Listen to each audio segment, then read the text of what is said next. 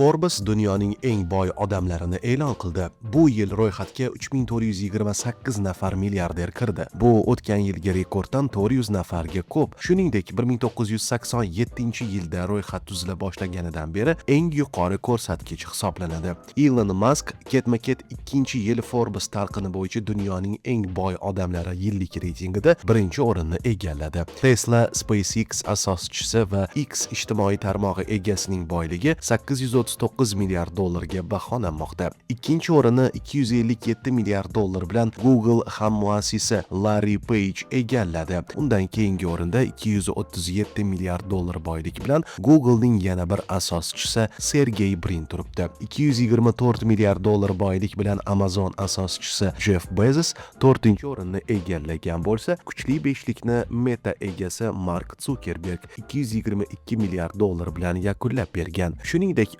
ro'yxatda asli o'zbekistonlik bo'lgan Alisher Usmonov ham bo'lib, u 14,5 milliard dollar boyligi bilan 199-o'rindan joy egallagan. Biznes va moliyaviy xabarlarni Kapital.uz kanalida kuzatib borishingiz mumkin.